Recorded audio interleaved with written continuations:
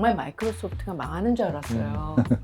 마이크로소프트에 제가 입사하고 나서 제일 충격을 받았던 것은 250조의 매출, 네, 엄청난 이익률을 거두고 있지만 두 번째와 격차를 벌이지 못하는 것을 위기로 생각하는 기업들이 생겼다라는 것이죠.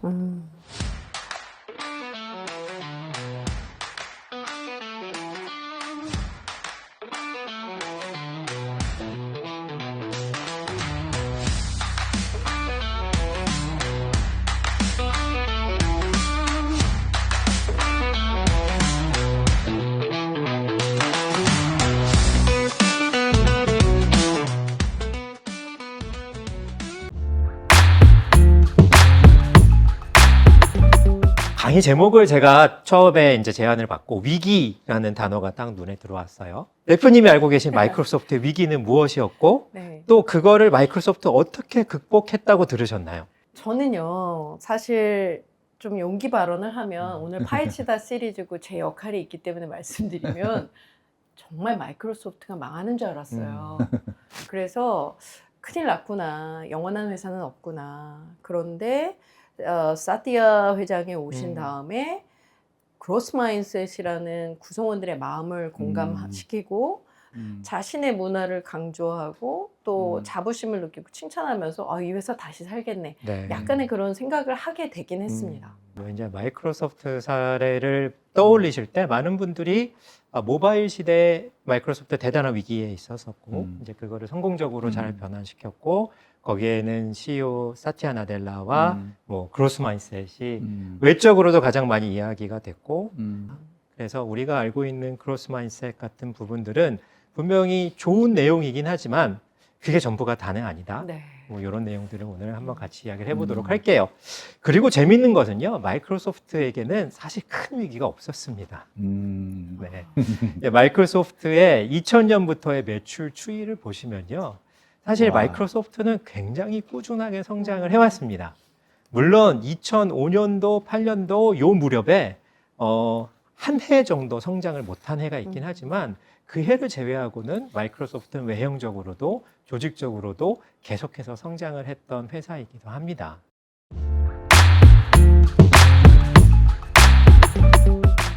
(2023년도에) 그 해에도 성장을 했습니다. 6%가량 성장을 했고요. 그다음에 이익률도 개선이 되었습니다. 아마 전 세계 탑으로 알고 있어요. 이익에 대해서도. 이익률도 굉장히 높죠. 네. 그런데 5월 달에요. 제가 그날 출근을 아침에 딱 했는데 사티아 나델라에게 이메일이 하나 와 있었습니다. 전 직원에게 다 보낸 이메일이었어요.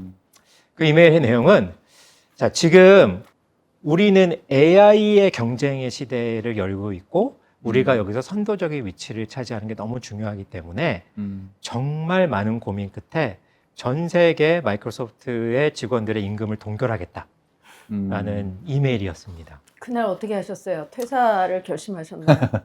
이렇게 잘 나가는 회사가 성장을 하기 위해서다. 이런 이야기가 납득이 되세요? 아니요. 성장하는데 왜? 라는 생각이 더 들 것 같아요. 이익은 저만큼 생겼는데 네. 왜 분배가 되지 않지? 라는 네. 반감이 생겼을 것 같은데요. 이게 저는 위기의 패러다임의 핵심이라고 생각을 합니다. 이제 위기는 부도가 나거나 회사가 적자를 보는 게 아니라 특히 리딩 기업들에게는 우리의 선도적 위치를 유지하지 못하는 것 혹은 두 번째와 격차를 벌이지 못하는 것을 위기로 생각하는 기업들이 생겼다라는 것이죠. 이거는 완전히 다른 이 마인드셋이라고 생각을 해요. 저도 사실 좀 걱정을 했습니다.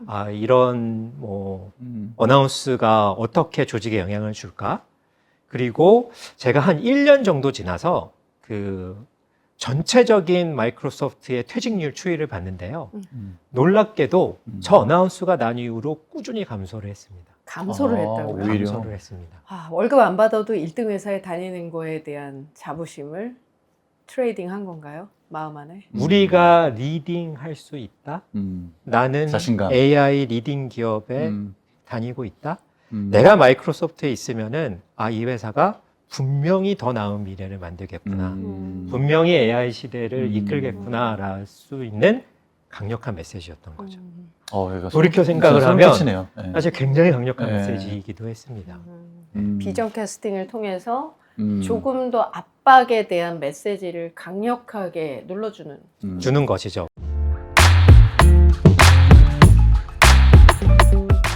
이 기사는요, 마이크로소프트의 매출 추이와 이익률, 그리고 기사에 난 감원 소식들입니다. 아마 여러분들, 여기 계신 또 두 대표님, 감원을 언제 하나요? 너무나도 회사가 힘들고, 그쵸. 네, 재무적으로 결과가 좋지 위험할 않을 때. 네. 마이크로소프트를 보시면은 매출도 성장을 하고 이익률도 개선이 되면서 인원을 지속적으로 감축을 해왔다는 거죠. 이것도 우리가 위기에 대해서 새로운 패러다임이라고 생각을 합니다. 제가 마이크로소프트에서 경험한 것들은 저렇게 인원이 줄면은 사람들은 거기에 맞춰서 다시 일을 합니다. 그리고 같은 생산성을 내거나 혹은 높은 생산성을 내기 위한 노력들을 합니다. 그것이 지금은 기술 그리고 소위 얘기하는 AI가 굉장히 큰 기회를 주는 것이죠.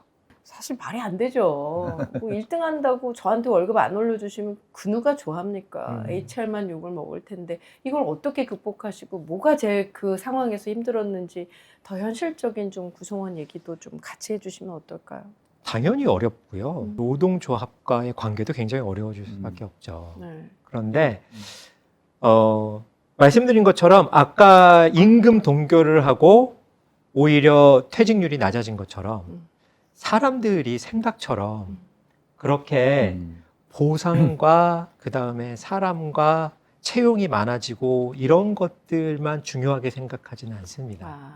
비교를 할 때. 그럼요. 내가 이 안에서 어떤 경험을 하고 있고 어떻게 성장을 하고 있는가는 굉장히 중요한 요인이에요. 결국 그래서 경험이 또 하나의 보상이 될 수도 있다라는 말씀이시죠. 맞습니다.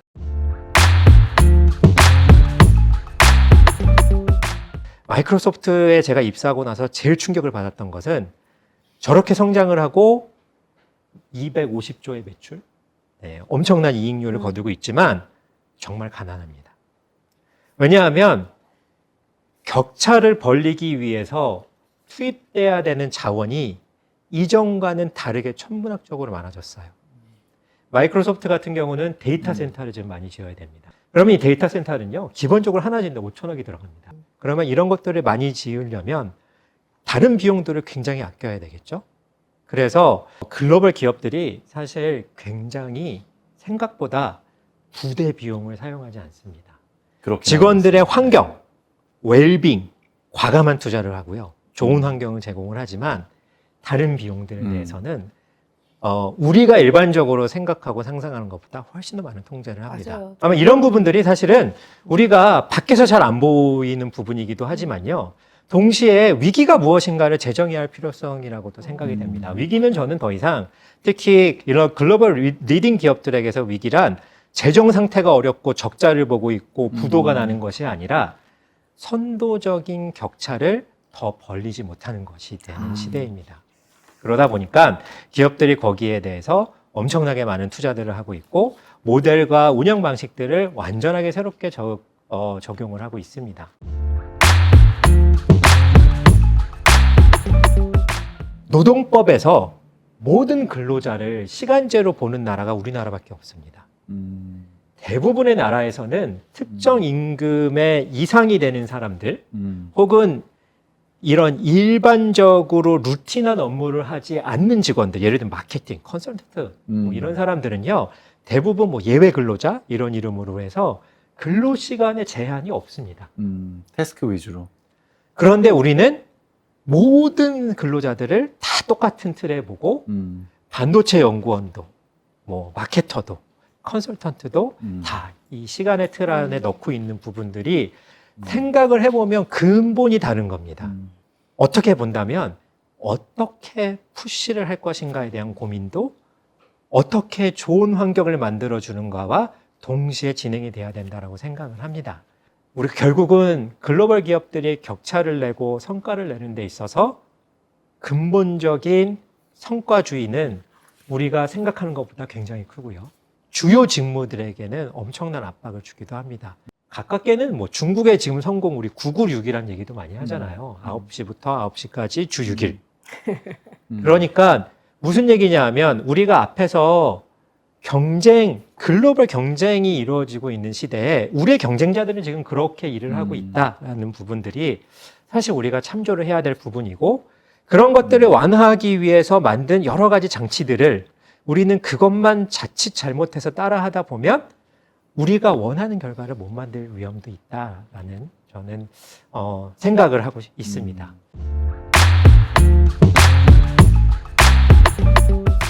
또 동시에 HR의 패러다임도 많이 바뀌어야 된다라고 생각을 해요.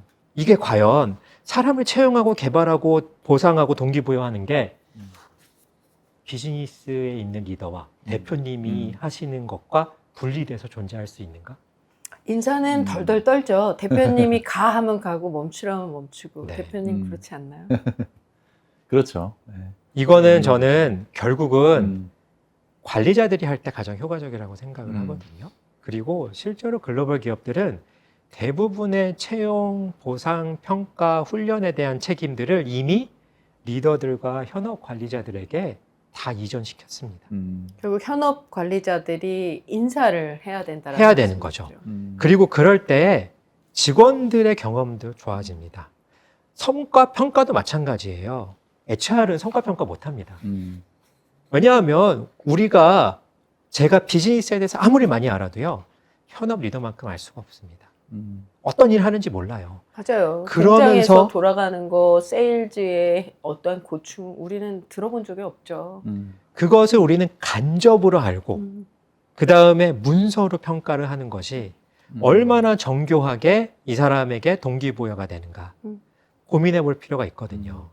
그런데 HR이 지금은 죄송한 얘기지만 HR을 하는 많은 분들에게 기업에서 하나의 이익 집단이 된 것 같아요. 그래서 이러한 헤게모니를 쥐고 어떻게 보면 이게 힘이 되기도 하고 대표님들 때문이에요. 그러니까 윗사람이 바뀌어야지. 우리도 정말 그렇게 하고 싶거든요. 근데 대표님들이 틀어라 하면은 우리가 힘이 없잖아요. 저희들의 목줄을 가지고 계시기 때문에 정말 올바른 이야기를 할 수 있도록 그 장치를 마련해 주시는 건 중요하잖아요. 중요합니다. 그래서 저처럼 모델링은 핵심인 것 같아요.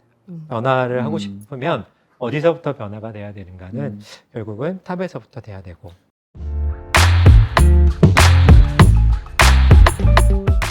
저는 한 가지 질문이 딱 생긴 게 현업 관리자들이 이 HR 롤을 가져가게 됐을 때 물론 그 팀 안에서의 일치성은 생길 텐데 회사 차원에서의 일관성은 좀 줄어들 수는 있을 것 같아요. 맞습니다. 네. 너무 좋은 지적이고요. 그게 HR의 역할입니다. 그게 HR의 역할. 그래서 HR의 역할은 캘리브레이션, 평가를 각자 하잖아요. 그러면 이게 균일하게 되고 있는가, 일관된 기준을 할 수 있는가를 CEO가 정할 수 있도록 돕는 것, 프로그램을 운영하는 것, 이러한 부분들이 HR이 해야 되는 역할이라고 생각을 하고요. 그거에 대한 오너십은 저는 현업으로 갈 때 가장 효과적이고 또 효율적이기도 합니다. 물론 지금처럼 많은 사람은 필요가 없을 수도 있습니다. 하지만 그 고도화된 HR의 역할은 분명히 전략적인 파트너로서 그 다음에 어드바이저로서 또 컨설턴트로서의 역할은 분명히 커질 것이라고 생각을 합니다. 지금 어떻게 보면 좀 인사 파트에서 굉장히 큰 트렌드였던 HRDP, 비즈니스 파트너. 네, 비즈니스 파트너로서의 진정한 역할인 것 같아요. 맞습니다. 네, 현업에게 HR이 가고 그걸 캘리브레이션 하면서 오히려 현업의 리더들을 더 강화시켜 줄 수 있는.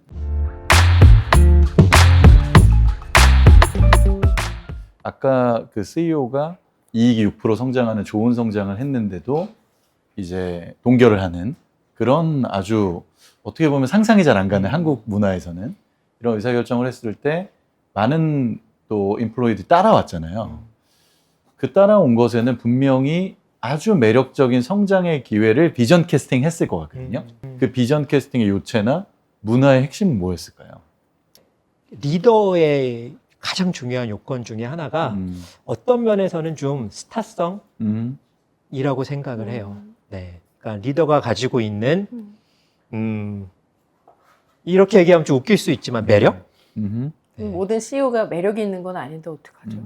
그런 노력과 훈련을 해야 됩니다. 아. 제가 놀란 거는요. 그 사티아 나델라 CEO가 한국을 방문을 하면 일정이 굉장히 5분 단위로 일정이 잡히잖아요. 네.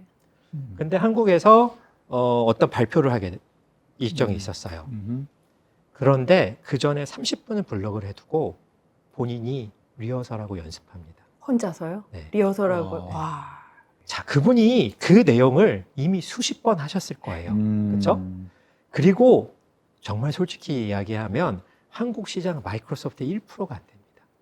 아, 작은 마켓. 막 그렇게 네. 뭐 이게 어마어마하게 여기 와서 노력 안 그렇게 해도 되는. 중요하게 하시지 않아도 되기도 해요. 네. 정말 솔직히 말씀드리면 이 감동이 그러한, 있네요. 네. 매력이 그러한 있네요. CEO를 만들 수 있는 저는 아. 가장 핵심이라고 생각을 합니다. 상당히 많이 그래서 글로벌 기업들은 이제 이러한 임원 레벨들, 글로벌 CEO들, 임원 레벨들에 대해서 강도 높은 트레이닝도 해요. 맞아요. 강도 높은 교육과 트레이닝. 특히 소통, 소통. 앞에서 커뮤니케이션 하는 거, 네. 스토리텔링. 네. 왜냐하면 리더가 가지고 있는 아무리 좋은 전략과 철학도 잘 전달되지 않으면 무의미합니다. 네. 가치가 전혀 없는 거예요. 누가 그러네요. 이야기하느냐에 네. 부정으로 들리고 긍정으로 들리고. 그럼요. 그렇기 때문에 가장 중요한 것은 리더가 그거를 어떻게 소화하고 어떻게 이야기하는가가 그러네요. 사실 조직에 큰 영향을 미치고요. 저는 그 그 이메일을 다른 분이 썼거나 CEO가 다른 분이었다면 그러네. 똑같지 않았을 거라고 생각을 해요. 그러니까 뭔가 앵무새처럼 떠들다기보다 회사의 비전을 자신의 삶과 철학과 여러 가지 스토리로 진짜를 얘기하는 리더를 봤을 때에는 구성원들은 무언가의 그 계획이나 미래에 대한 투자나 그 임금의 동결 뭐 이런 얘기들이 무색화되는 그런 그렇죠. 계기가 이제 되는.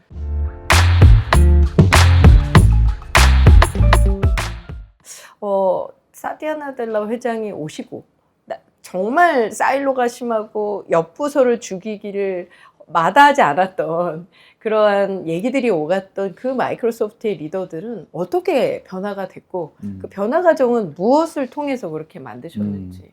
사티아 나델라 CEO가 그로스 마인셋을 이야기하면서 회사의 제도적인 변화도 분명히 있었습니다. 그래서 그런 제도적인 변화들은 뭐 예를 들면 마이크로소프트에서는 이것도 뭐 외부에 많이 알려져 있는데요. 개인의 성과를 평가를 할 때 뭐 임팩트를 평가를 한다라고 얘기를 하는데요. 그 임팩트를 내가 내 일에 어떻게 달성했는지 이거 누구나 다 하죠. 그 다음에가 남을 어떻게 도왔는지예요. 남을 도와준 것도 다른 평가 사람을 요소에. 어떻게 도왔는지. 네. 그 다음에 마지막이 내가 다른 사람의 일을 가지고 어떻게 더 개선시켰는지인데요. 네. 이건 잘 생각해 보면 내가 남에게 어떻게 도움을 받았는지입니다.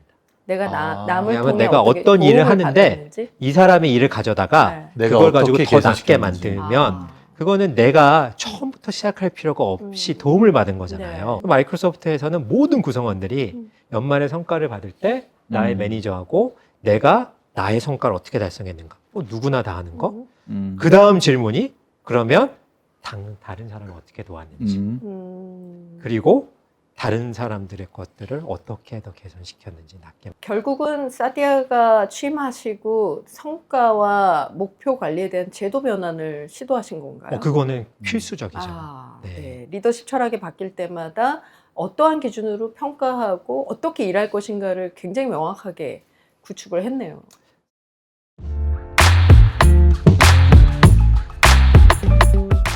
저는 이 구조조정에 대한 단어가 사실 한국은 되게 약간 금기시돼 있고 네. 무겁고 무서운 말이잖아요. 네. 인위적으로 구조조정하는 것보다는 좀 자연적인 감소, 그러니까 퇴사자가 있으면 그 대체 TO를 채용하지 않고 업을 재정의하고 그 직무를 재정의해서 팀을 새롭게 세팅해 주거나 이런 어떻게 보면은 조금은 올가닉한 인위적이지 않은 이런 준비는 어떻게 보세요? 한국에서는 할 수 있는 방법은 대표님이 말씀하신 네. 방법 말고는 길이 없다라고 네. 생각을 합니다. 그렇기 때문에 첫 번째로는 채용에 대해서는 되게 보수적으로 접근을 해야 된다. 네. 두 번째로는 구성원들이 인플로어빌리티에 대한 고민을 하게 해야 되는 것 같아요. 자신의 몸값이 얼마나 상향 조정 시장에서의 밸류가 있는지. 네. 지금 여러 가지 징후들을 봤을 때는 고용이 없는 시대가 올 것 같은 생각도 듭니다. 네. 그러면 우리 모두가 앞으로 살 시대가 지금 같은 고용이 일어나지 않는 시대라면 그때 고용되는 사람은 누구일까? 라는 고민을 해봐야 된다는 거죠. 아무리 우리나라 노동법이 지금으로서는 인위적인 조율을 못하게 돼 있지만 그렇다고 내가 여기서 평생 있을 거야 라고 생각하는 것 자체가 저는 되게 위험할 수 있지 않을까? 네. 내가 지금 내 회사를 뗀다면 내가 내 회사에 직함을 떼고 진짜 그냥 갑자기 내일부터 존재를 하는 사람이라면 무엇을 할 수 있으며 어떠한 가치가 있을까에 대한 고민을 사실 저는 조직원들이 다 하는 게 조직에도 도움이 되고 개인한테도 도움이 된다라고 생각을 해요. 우리 입장에서는 대표님도 그렇고 저도 그렇고 인재가 나가는 건 정말 두려워요. 대표님 드릴 말씀 있습니다. 이 말이 맞아요. 제일 두렵거든요. 어떻게 소통을 하시는지.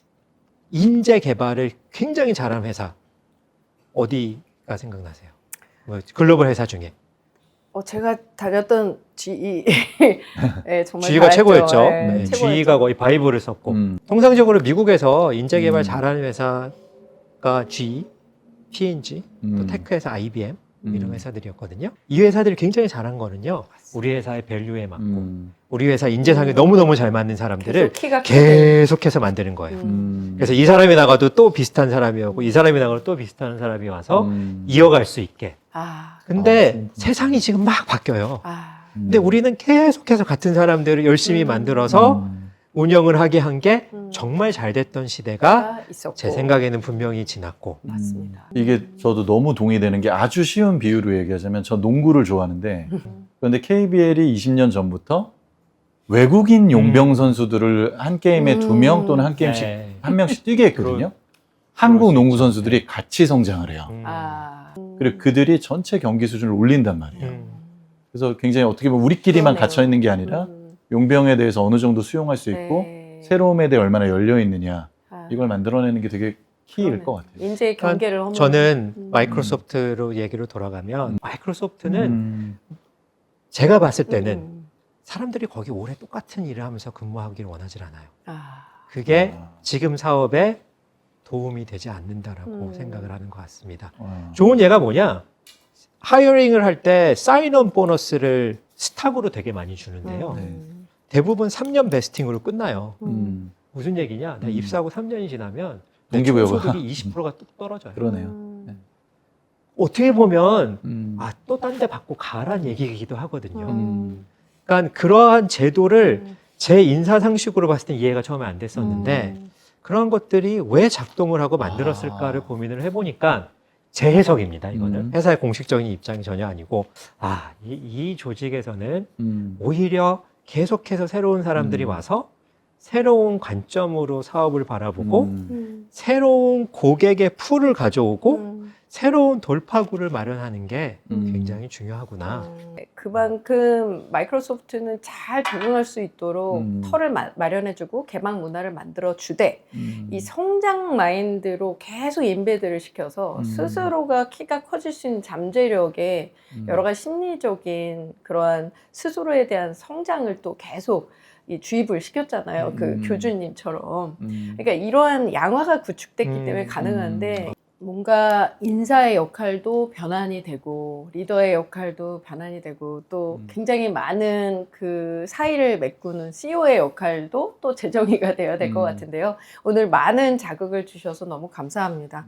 자, 그러면 이제 마무리를 하기 위해서 슬라이드를 다시 한번 보시면서 오늘 위기 경영 그랬는데요. 사실 이 위기 관리에 대해서 제대로 자신이 있거나 위기라는 걸 제대로 정의 내리는 리더는 10명이면은 그닥 많은 분들이 자신 있게 이야기할 수 있는 분들이 없다라고 합니다. 우리는 위기에 대한 단어를 재정의 내려야 될 것 같은데요. 우리가 위기를 관리한다라는 것을 무언가 처방과 예방 중에 예방의 입장에서 재정의를 내리는 걸 오늘 부문장님을 통해서 배웠고요. 좋은 기업으로 전환되기 위해서는 예방의 여러 가지의 전환 작업이 위기다라고 말씀을 하셨고 그것이 우리에게 있어서는 기회가 된다라는 얘기로 저는 해석이 됩니다. 자, 이제 우리 스스로에 대한 인식도 바뀌어야 되겠는데요. 플랜 A, 플랜 B, 플랜 C가 있으면 제이 방가가 이야기하신 것처럼 이제 플랜 D, 아마도 마이크로소프트는 플랜 Z까지 있지 않을까요? 앞으로 제도 시장 환경은 더더욱 변화하게 됩니다. 이제 내면의 단단함으로 지금의 어려움이 정말로 웃을 수 있는 힘이 될 수 있는 케이스를 오늘 배운 것 같고요. 흔들리지 않는 우리의 강한 믿음, 그리고 구성원들이 생각하는 가치를 가지고 있다라면 마이크로소프트처럼 여러 가지의 일반적으로 구성원이 이해할 수 없는 의사결정 또한 함께 한 팀이 돼서 만들어지는 그런 현상을 우리 부문장님이 자신 있게 이야기하신 것처럼 이루지 않을까요? 자, 이제 저도 한번 마무리해 볼까요? 저는 마이크로소프트 그리고 이렇게 글로벌 기업들이 가장 잘하는 게 있습니다. 누군가가 만들어 놓은 걸 따르는 게 아니라 미래를 예측하는 가장 좋은 방법은 우리가 창조하는 것입니다. 이제 많은 글로벌 사례 여러분 부러워하지 마시고요. 우리 현장에 맞게 여러분들이 잘 적용해 보시면 어떨까요? 다음 세션은 넷플릭스입니다. 이제 오늘 마이크로소프트를 파헤쳤고요.